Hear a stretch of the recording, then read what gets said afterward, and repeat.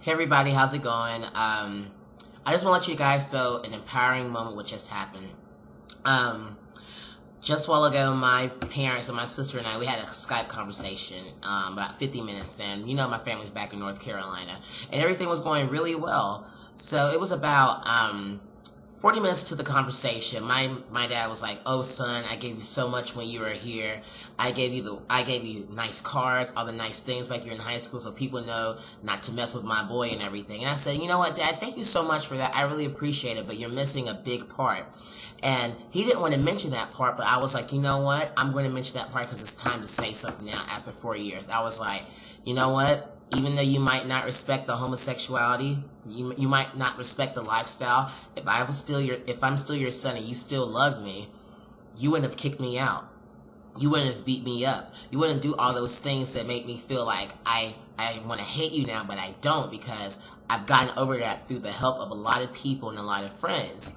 And he said, "Oh, well, what you do in California is what you do in California." And I said, "Okay, you know what? And I respect you for thinking that, because it takes time for you to think this. It takes time for you to accept something like that, because I wasn't going to force on him that night. All I wanted was an apology for him. I wanted a sincere apology for what he did, so I can move forward feeling much better about the progression of our relationship." But my mom and my dad was standing their ground. My mom was standing on the religious ground, talking about Sodom and Gomorrah a while ago, and my dad was just standing on some kind of ground. He's not all that religious, but he speaks about like he knows the word of God the back of his hand. But you guys, I felt empowered tonight because of the fact that I stood my ground, and it was the first time ever venting to my father after 4 years of not really having a relationship with him. And I thank you, Camp Courage.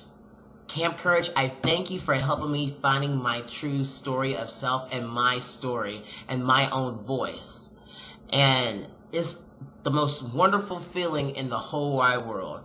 And I'm so damn proud that I did that. And one of the other things is a lot of people say, a couple of people say, "Why do you share all this personal stuff with people?" Reason why I do that is because I want to be a light to all other LGBT youth who are going through the same thing back in their homes, back in high school, maybe even back in college, who cannot come out because of the fact they're afraid they're going to lose funds, they're afraid they're going to lose their family, and they're afraid they're going to lose respect, they're going to lose themselves.